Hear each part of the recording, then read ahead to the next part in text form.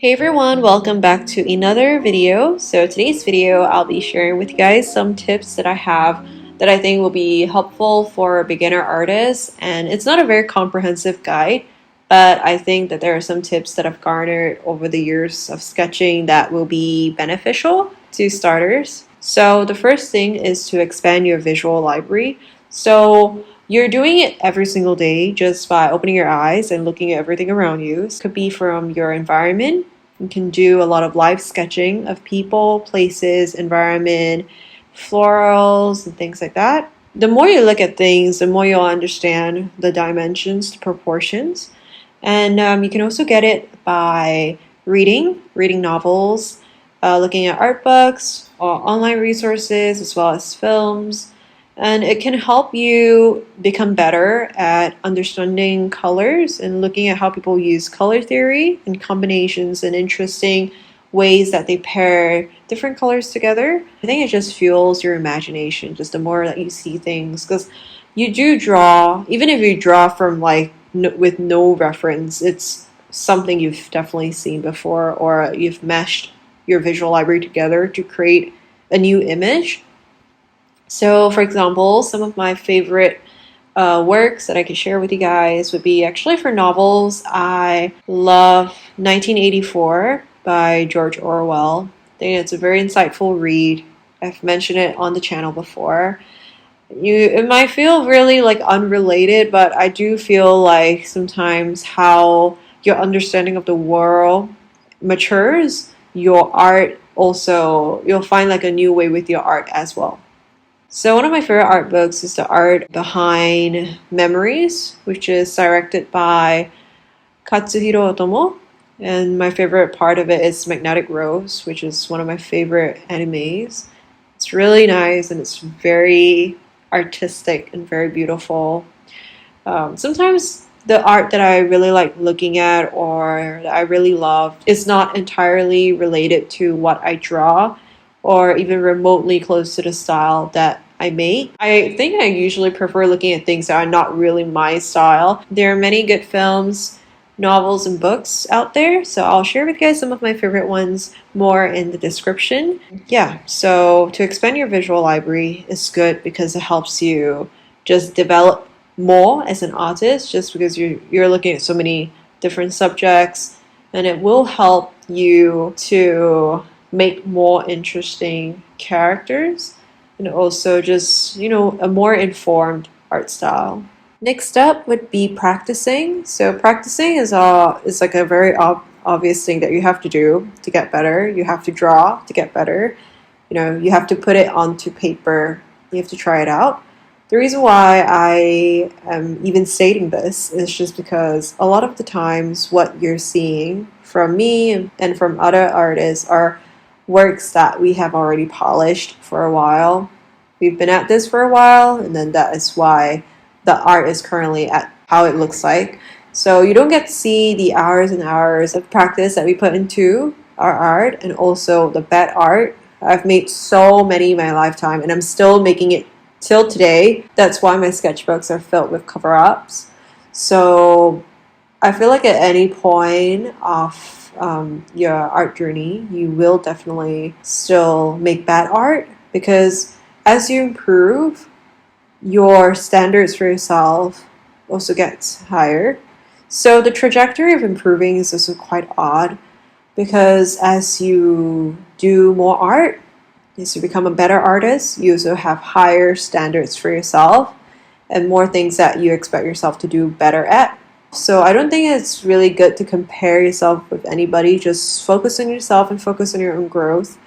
But I just want to let people know that every artist goes through probably the same emotional turmoil, and improvements and results always take time. So you have to practice. You have to, try to set up a schedule, keep a sketchbook. Keeping a sketchbook is vital in tracking your progress, in making you feel more inclined to sketch. And I just think it's overall a good habit for young artists to just sketch more. And it's also really nice and very inspiring when you're done with it that you can flip through and you can see proper progress throughout your sketchbooks. For beginners, I would recommend keeping a sketchbook that's slightly a bit thinner. Nothing too thick or too many pages. It might be a bit overwhelming to complete. So in terms of materials, there are a lot of art supplies out there, a lot of mediums that you can use. There's like traditional and digital, depends on what you want.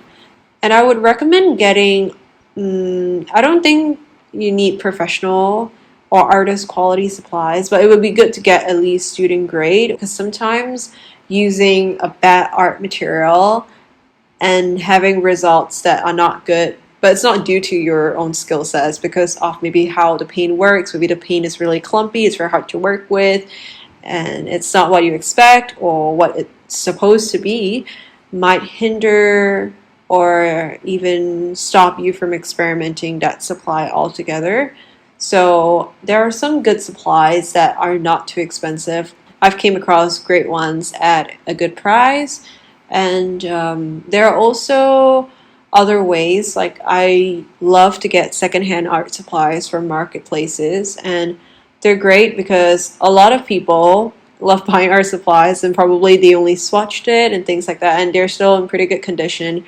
So I like to get them, and they will usually be at a fraction of the price. So it's great for you to experiment with good art supplies without paying so much. So for example, my 12 pan Shiminki palette, I got for like a $30 or $40 discount. It was practically brand new, and I experimented with that for a really long time, and I really love those paints, and those are artist quality professional paints. So I feel like it's just about looking around you and like looking for good deals and things like that. But I will also put some good beginner or like intermediate supplies that are not too bad, that I think still does the medium justice, and it will be good for you to experiment, because sometimes when you're too fresh or new to it, and using a super expensive art supply can also set you back. I remembered I got like some really nice watercolor paper when I was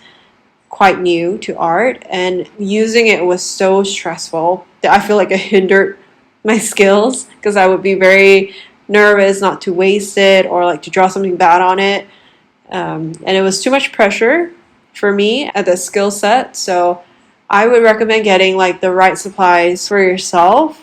And another thing that I would recommend, for example, you are a beginner artist and you want to start trying nicer artist quality supplies, I would recommend not going in straight to get like the full set. I don't even think you need like the 12 colors. You actually only need the primary colors, and then you can spend a little bit more per tube. But usually watercolors, they last really long. You may feel like, $15 for like a 5 ml tube is really expensive, but they last a really, really long time, and they work beautifully. So I think getting like small quantity but good supplies are also great for intermediate, rather than committing to the full set and then maybe not liking it and then it being very expensive and things like that. So, and also when you have limited colors or limited art supplies, sometimes you will work differently.